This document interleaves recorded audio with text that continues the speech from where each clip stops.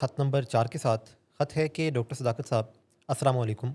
मैं सिंध के अंदरून इलाके में एक छोटा सा वेलफेयर ट्रस्ट चलाता हूँ। आपका हालिया प्रोग्राम देखा और यूँ लगा जैसे किसी ने मेरे अंदर का पर्दा चाक कर दिया हो। हमारे दफ्तर का अकाउंट्स क्लर्क, जो दिन का आगाज़ अजान और दुआ से करता है, जिसकी दाढ़ी और ज़ुबान दोनों ज़िक्र इलाही से रोशन रहती हैं, वही शख्स ज़कात और अतियात को अपने ज़ाती अकाउंट में मुंतकिल कर रहा था। जब पूछा तो कहा वापस करना था, और जो भी किया नेकी के लिए किया। डॉक्टर साहब, ये सिर्फ चोरी नहीं, ये रूहानी ख़यानत है। ये सिर्फ अमानत में धोखा नहीं, ये ईमान में दीमक दीमक है। और सबसे तकलीफ़ दह बात यह है कि इसने ये सब नेकी की नीयत के नाम पर किया। आपकी बात दिल में उतर गई। खुद बुट करने वाला नशई की तरह जवाब घड़ता है। जी हाँ, वो भी कहता है बस एक बार, वो भी कहता है सब करते हैं, वो भी कहता है नीयत साफ़ थी। अब सवाल यह है, मैं अपने इदारे को कैसे पाक करूँ कि यहाँ दीन और नेकी की बेहुरमती हुई। क्योंकि डॉक्टर साहब, ये दाग सिर्फ निज़ाम पर नहीं, ईमान पर भी लगा है। झंझोड़ा गया हूँ अंदर से। फ़कत मौलाना अब्दुल हफीज़ अशरफ़ी।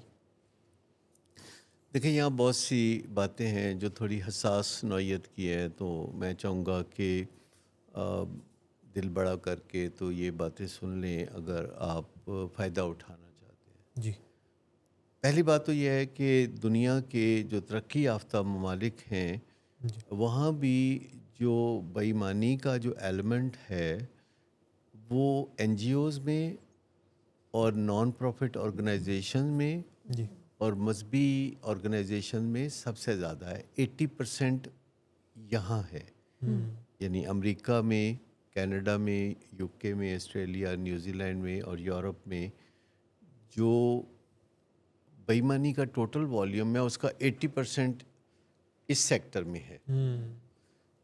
और बाकी का वहाँ पे सरकारी जो डिपार्टमेंट्स हैं वहाँ बहुत कम है। हमारे यहाँ सरकारी डिपार्टमेंट्स में भी बहुत ज़्यादा है, लेकिन वहाँ पे जो काफ़ी बड़ी एम्बेजलमेंट है वो इन सेक्टर्स में होती है। जी। हमारे यहाँ पाकिस्तान में हज़ारों एनजीओज़ हैं। जी। मतलब जिसकी माँ माश की दाल लेने भेजे और वो बेईमानी से बाज नहीं आता, वो एनजीओ बना के ज़रूर बैठता है। और जिदे ते ਉਹਦਾ ਪਿਓ ਇਤਬਾਰ नहीं करता ना, वो बंदा जो है वो एनजीओ चला रहा होता है। मांग के किसी की मदद करना, जी। यानी मदद कितनी ज़ोर से आई हुई है कि भी बंदा मांग के किसी की मदद कर रहा है। भी अगर आपकी तौफीक है तो आप किसी की मदद कर दें, लेकिन आप अगर किसी की मदद करने के लिए इतने उतावले हैं कि आप मांग के मदद करते हैं, तो फिर उसमें तो ये होगा। जी। और ये सोच के जहाँ कोई अ, मजहबी टच डाला हुआ है बीच में, हम्म। तो वहाँ बेईमानी नहीं होगी, तो बिल्कुल भूल जाएं। जी। पाकिस्तान की बड़ी से बड़ी ऑर्गेनाइजेशंस जो कि चंदे पे चलती हैं और जिनका चंदा सैकड़ों अरब रुपए तक होता है, हम्म। उनका ऑडिट करने की आज तक कोई ज़रूरत ही नहीं कर सका। पाकिस्तान की सबसे बड़ी जी। जो चैरिटी है उसका आज तक ऑडिट नहीं हुआ। और अगर कभी कोई पूछ भी लेता था तो हज़रत लंदन में जाके पाकिस्तानी सफारत के खाने के बाहर बैठ के तो स्यापा करना शुरू कर देते थे, और गवर्नमेंट खामोशी इख्तियार कर लेती थी कि बैनुल अक़वामी बदनामी से अच्छा है कि हम खामोशी इख्तियार कर लें। दुनिया के बड़े ममालिक में अमेरिका समेत उनका चंदा इकट्ठा करना मना था। पहले बेशुमार लोग जाके चंदा इकट्ठा किया करते थे अमेरिका में और कनाडा में, अब वो उन्होंने मना कर दिया। हम्म। यहाँ मैं एक बात ये कहना चाहूँगा कि अगर कोई मजहबी ऑर्गेनाइजेशन है तो ये कभी भी ना सोचें कि वहाँ खुर्द बुर्द एम्बेजलमेंट और अखलाक की बुराइयाँ नहीं होंगी। पाकिस्तान में ऐसी लाखों जगह हैं जी। जो इस तरह की जगह हैं जहाँ तसव्वुर ये किया जाता है कि लोग अपने बच्चों को भेजते हैं कि वो ईमान की दौलत से माला माल हों। गरीब लोग होते हैं वो भेजते हैं वहाँ के जाके चलो बच्चा खैरात के रुपए पैसे से रोज़ी रोटी कमाने लायक हो जाएगा जी।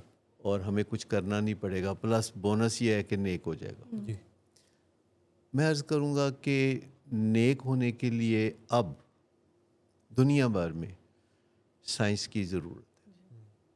اگر آپ کو کمرہ ٹھنڈا کرنے کے لیے سائنس کی مدد چاہیے، ٹریول کرنے کے لیے سائنس کی مدد چاہیے، اسمارٹ فون پہ اپنے کام نپٹانے کے لیے سائنس کی مدد چاہیے، آپ کو ہر چیز کے لیے سائنس کی مدد چاہیے، حتیٰ کہ رستہ دکھانے کے لیے آپ کو سائنس کی مدد چاہیے. گوگل پن آپ کسی کو دے دیتے ہیں. پہلے کبھی ریڑھی والے سے پوچھتے تھے، کبھی رکشے والے سے پوچھتے تھے، کوئی کہتا ہے ادھروں چلے جاؤ تو کوئی کہتا ہے ادھروں چلے جاؤ، تو بندہ کہیں بھی نہیں پہنچتا تھا. اب انتہائی نرمی سے گوگل پن سمجھا دیتی ہے کہ ادھر سے دائیں ہو جائیں، ادھر سے بائیں ہو جائیں. اور اگر آپ غلط کسی موڑ پہ مڑ گئے ہیں زندگی میں تو وہ آپ کو کہتے تھے لو جی آپ کی ری روٹنگ کر دیتے ہیں. تو سائنس بھی جب آپ زندگی میں کوئی ٹھوکر کھا کے کسی غلط جانب نکل جاتے ہیں تو سائنس آپ کی مدد کرتی ہے، ری روٹنگ کر دیتی ہے. آج کے زمانے میں مذہب آپ کو نیک ہونا نہیں سکھاتا. آج کے زمانے میں نیک ہونا آپ کو صرف سائنس سکھاتی ہے. جیسے باقی سارے کام آپ کی زندگی میں جب سائنس کی مدد سے ہوتے ہیں تو نیک ہونے کا کام باقی رہ گیا ہے جو کہ مذہب سکھائے گا. نہ ہی مذہب نے کوئی ایسا وعدہ کیا ہے کہ وہ آپ کو نیک ہونا سکھائے گا، ایسا کوئی وعدہ ہی نہیں ہے. سیدھی سی بات یہ ہے کہ مذہب جو ہے آپ کو زندگی گزارنے کے کچھ اصول سکھاتا دستور ہے. ہے. وہ دستور ہیں، اگر آپ ان کے مطابق زندگی گزاریں گے تو اچھے رہیں گے، جی دنیا میں بھی اچھے رہیں گے، آخرت میں بھی اچھے رہیں گے. جی لیکن مجھے کہنے دیجئے کہ آج کے زمانے میں جب آپ اپنے بچوں کو مدرسے میں بھی بھیجتے ہیں اور پھر آپ یونیورسٹی میں بھی بھیجتے ہیں، مسجد میں بھی بھیجتے ہیں اور پھر آپ اسکول کالج بھی بھیجتے ہیں، تو اسی لیے بھیجتے ہیں نا کہ وہ دنیاوی علوم سے مالا مال ہوں. اور سائنس آپ کو بتاتی ہے کہ کیوں نیک ہونا، اچھا ہونا آپ کے بیسٹ انٹرسٹ میں ہے، کیوں اچھا رستہ اپنا ریوارڈ آپ ہے.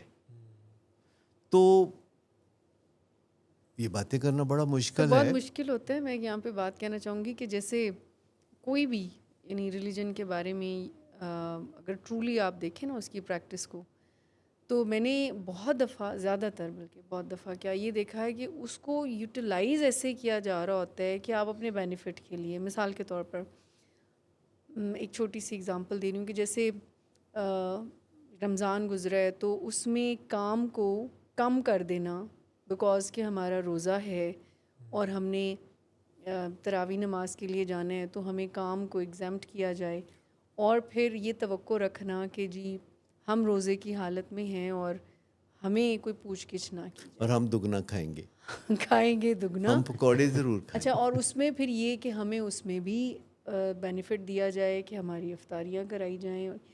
تو یہ تو ایسا مجھے فیل ہوا، میں نے اپنے بھی کولیگ سب سے بات کی کہ روزے کا مطلب یہ نہیں ہے کہ آپ کام نہ کریں. اور یہ تو میں نے ایک ایگزامپل دی، اس کے علاوہ اور بہت ساری چیزیں ہیں کہ جس میں آپ رسپانسبلٹی سے بچنے کے لیے بعض اوقات سہارا مذہب کا لے رہے ہوتے ہیں.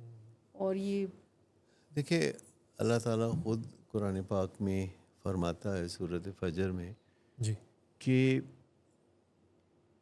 جو اللہ تعالیٰ کو پہچان لیتا ہے جی سچ مچ جی اس کے مظاہر دیکھ کے، اور جو اچھا کام بغیر کسی نفع نقصان کے کرنے کے لیے تیار ہو جاتا ہے، انکنڈیشنلی کرنے کے لیے تیار ہو جاتا ہے اس لیے کہ اچھا کام ہے ہی اچھا، صحیح ہے. وہ ہے ہی فائدہ مند، جی جی تو وہ بندہ ہے جس کو اطمینان قلب نصیب ہوگا. اور اس کو میں کہوں گا کہ تم میری جنت میں آ جاؤ. میں نفس مفہوم مطمئن، بیان کر رہا ہوں نفس مطمئنہ.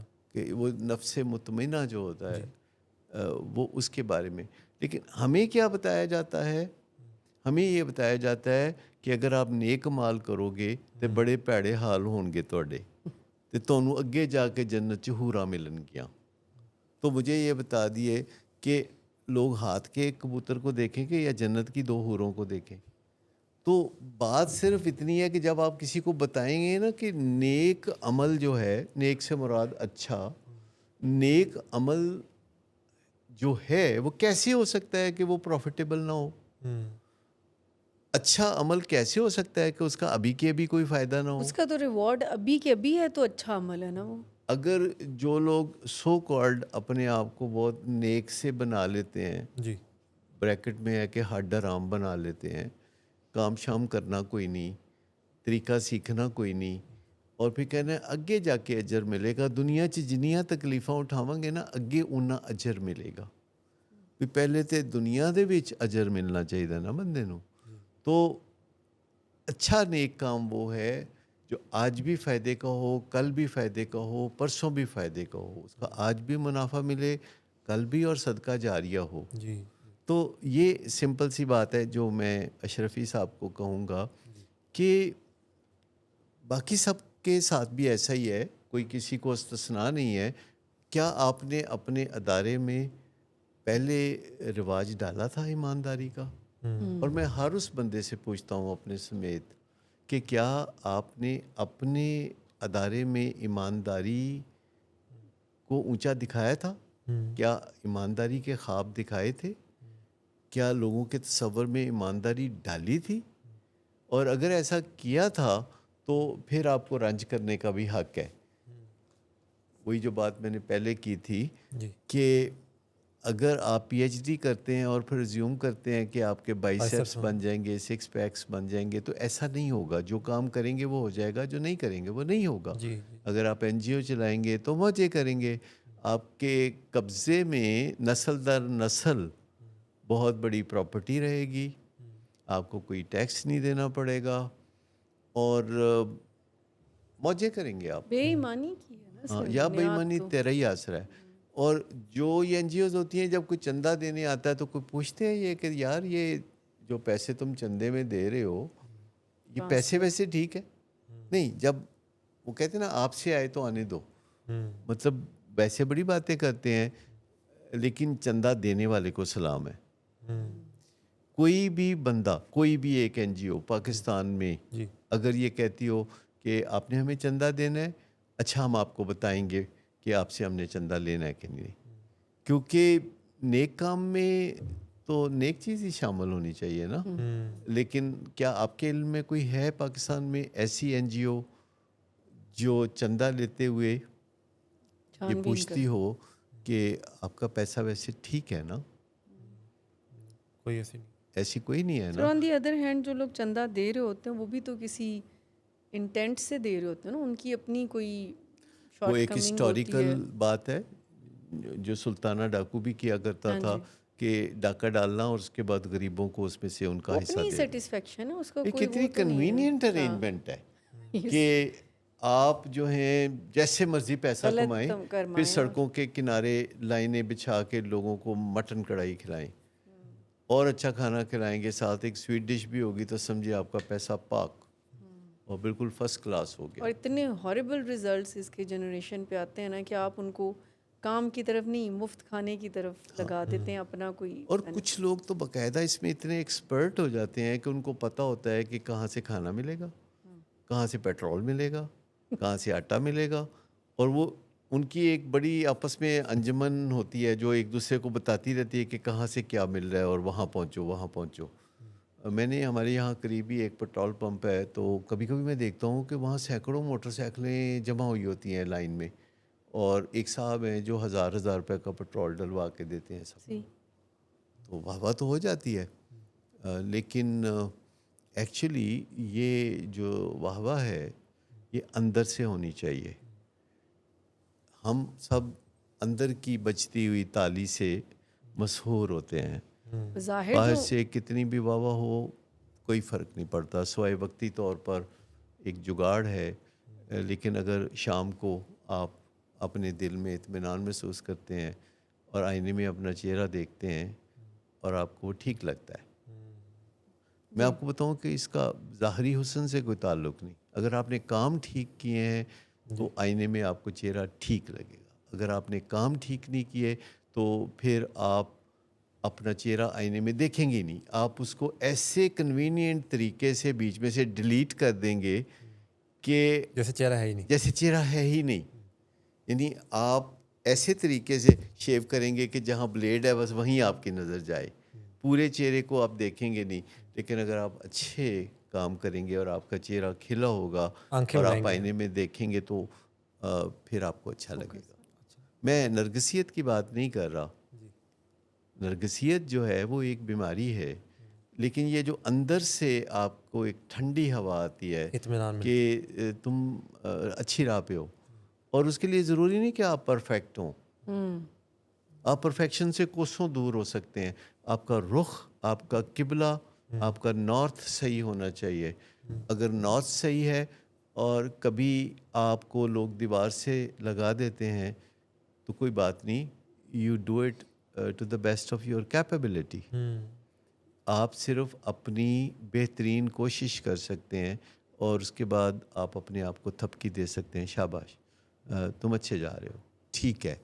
اور یہ جو عزت نفس ہے، جی یہ وہ دولت ہے. اس کے بعد ہمیں کوئی تمنا نہیں رہتی کہ ہم 20 لاکھ کا پرس لے کے گھومیں، گاڑی ہو قیمتی، $1 گئے تو $1 پیچھے ہوئے. تو یہ ساری چیزوں کی تمنا ہی نہیں رہتی. ضرورت ہی نہیں پھر. آپ کا یہ بھی دل نہیں چاہتا کہ میرا خیال ہے تھائی لینڈ جانا چاہیے، نہیں میرا خیال ہے دبئی بھائی کام ہے تو 100 دفعہ جاؤ.